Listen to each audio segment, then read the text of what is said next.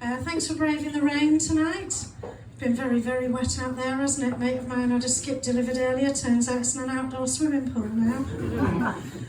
My name's not really scary, you'll be pleased to know. I married Mr. Carey. I went into work afterwards. They'd done my email address and they went, "Scary!" And I went, "Fucking amazing, thank you." So, sorry, you'll have to excuse me. I'm also a bit menopausal at the moment and I keep forgetting things. So, I call myself Sue Scary, and everybody at work calls me Scary. You can't really name a business after us though, can you? Because nobody wants scary accountancy services. And apparently scary driving lessons aren't a thing either. The other day I did a gig in Covent Garden and the lady in the front row sitting opposite me was called Mrs. Dangerous. I thought, well, this is odd, isn't it? Scary and dangerous, facing off against each other. Not really what you want. But my husband's got a mate who's got he's called Neil Dangerous, and I thought, how do you get that nickname? You don't want to know. Got his ear bitten off apparently in a fight in a pub. There you go. So I know Gavin was talking earlier about Oasis tickets. I queued for Oasis tickets. I joined the queue at 69,990 at 8 o'clock in the morning. Did anybody else queue for tickets? No. Just me. And the thing was, I thought as a woman I'm perfectly capable of multitasking while I'm in the queue, because I knew I was going to be in the queue for ages. I thought I'm perfectly capable of multitasking. The only problem was my multitasking consisted of, I live in Taunton, of getting the train to Bristol and going for bottomless brunch with the girls. What could possibly go wrong? So I got on the train and I thought, well, that's where I'm going to lose the signal, isn't it, on the train? That's probably where it's going to go. But I managed to make it all the way on the train, given the dodgy signal on GWR. Managed to make it all the way on the train to Bristol, still in the queue. Got to Bristol, about 50,000 in the queue, thought this is going to take some time. Managed to keep it going all the way through my shopping trip. I think things started to go wrong when I sat down for bottomless brunch, and after about the third bottle of Prosecco, I paid the bill and accidentally closed the window for the queue at about 5,000 odd. Oh dear, it's just not meant to be, is it? But as a Manc living in the southwest, when Oasis reformed, I did get a large number of people kind of coming up to me like this, as if we were going to have some sort of Manc-off. That's not a thing. Not down here, I'd win anyway. So today, I thought I'd talk to you about things beginning with the letter C. Bit random that, isn't it? So the first subject that I've got tonight is camping. Anybody go camping here or go festivaling? Oh, very good. Well, me and Mr. Carey, we do festival quite a bit, but we don't camp anymore after the last time. I've got a fairly bad back. I got run over a couple of times. That's not the story tonight, though.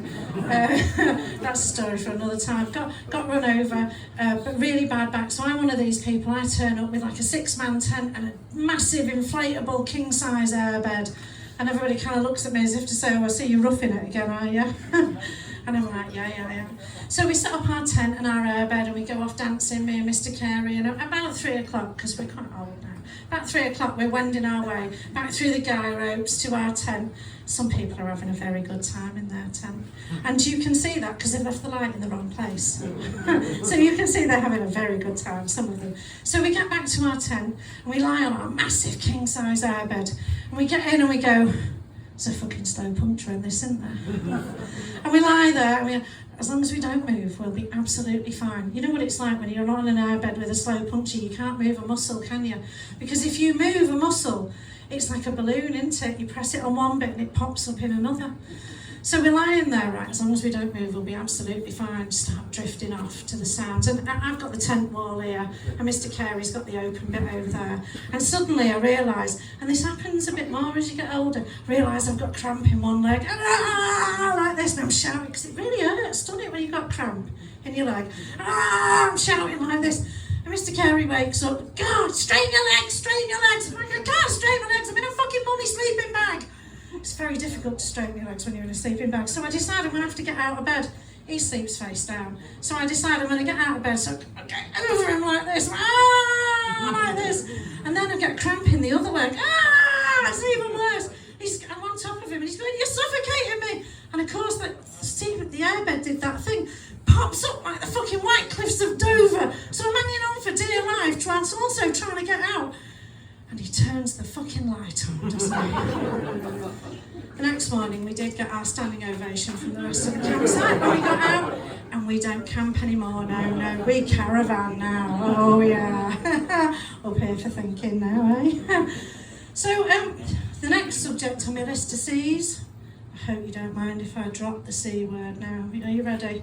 Christmas. I know, you see, you've grown, but I love it, right? I wait for September to come and the kids to go back to school so I can start planning Christmas, because it's great, isn't it? Yes, I love it. And I always remember, years ago, I like to get Christmas presents for people that I think they can use, because I hate this pointless crap that you get in the shops that just gets bought for you, and you're like, oh, fucking hell, thanks, another one. Woo. Throw it over your shoulder. So I like to get people things they can use. So this one year, we got my mother-in-law a new, an upgraded device. She was still using her old VHS video recorder. And at the time, Freeview boxes with recordable hard drives were all the rage. So we bought her one for Christmas.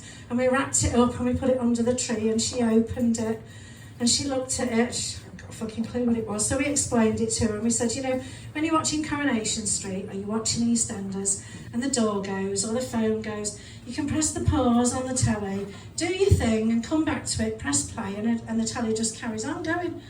And she kind of looked at me for a minute. She said, well, that's great for me, but what about everybody else? I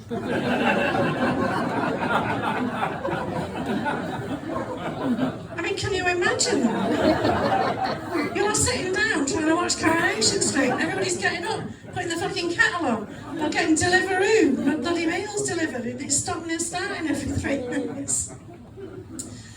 But you can have a lot of things delivered on Deliveroo, can't you? I work away a lot, and I'm always having to go for dinner on my own, so I am very nosy as well. So I generally sit there having my dinner earwigging other people's conversations, because it's quite interesting actually, especially in London, because there's all sorts of people in London. Anyway, I'm in this Italian one night, and I'm sat next to this couple. They're obviously on like their 3rd date or something, and they're still kind of swapping information about each other. So I find that really interesting, because I am super nosy. And he's obviously got like an older teenage son, about 19 or 20, and he's saying about how he's packing him off to Italy for a couple of weeks, and his ex-wife phones up and says, have you packed him any condoms? And he goes, no, and I didn't have any condoms in the house, so I ordered some on Deliveroo. I mean, can you imagine being the Deliveroo driver? You get the order, shit, it's condoms, oh my god, I better hurry up with this. And they're always on bikes, aren't they? Goes into the shop, buys the condoms, cycling away like a bastard, trying to get to the address in the quickest time possible. He rings the doorbell. Oh, I'm sorry, you're 17 minutes too late, love, it's alright, I finished myself off in the end. But can you imagine though? What happens if he goes to the shop and they haven't got any condoms? He gets a substitute. So he's there cycling away, trying to get to your house as quick as possible. Rings the doorbell. It's a cauliflower. Oh, you're all right, love. I'd rather have had a cucumber, thanks. Or an aubergine if I was feeling lucky, you know. I mean, who knows? So the other one of my subjects that I was going to talk about tonight was call centres. I lived in Manchester for a long time, and I worked in a lot of call centres up there. And I used to work in a call centre in St Helens in Merseyside. There's quite a lot of rivalry between the Mancs and the Scousers. And this call centre was run by a Manc who hated Scousers, which was quite difficult because we were in Merseyside. And I was recruiting one day, and he said to me, so how's the recruitment going then? I said, well, it's going all right. And he said, have you done the chicken test with them? And I was like, what the hell is the chicken test? Like, is it some kind of weird initiation ceremony where they have to stand in the middle of the road or something? He said, no, he said, ask them what they've had for dinner. And if they say chicken, they can't have the job. And the other call centre that I used to run that sticks in my mind was for a cosmetic surgery company. See how C is the theme running through this. It's quite clever that, isn't it? So it was a cosmetic surgery company. And of course, we have a free phone number, we deal with rude parts of the body. So the school holidays are long and tedious sometimes. But people used to ask us all sorts of questions, and they'd phone up and they'd say stuff like, how much is a boob job? And you'd say, oh, it's about £5,000. And they'd go, is that just the price for one? No, it's all right, we don't buy one, get one free this week. I mean, can you imagine if you did it one at a time? You'd be going around in circles for ages, wouldn't you? So, the thing that used to confuse me most about cosmetic surgery, you know, is you can have it on finance. So I don't own my own house really because I've got a mortgage, and I've got my car and a PCP, so I don't own that either. But how can you not own parts of your own body? I mean, the world is a really unstable place right now, isn't it? What happens if you have your boob job or your liposuction on finance and you can't meet the repayments? How does repossession work? I mean, does somebody break into your house in the middle of the night, crawl up the stairs commando style and pop one boob as a warning? Or you're there, waiting for the photocopier, and someone comes and injects your fat back into your ass? But people pay for all sorts of things for each other in couples these days. And if your other half pays for your boob job and you split up, who gets custody of the boobs? Does he come along once every 2 weeks and have a squeeze on them, love? Thanks very much. Anyway, thank you very much for your listening to me witter on about the letter C. I've been too scary. Good night.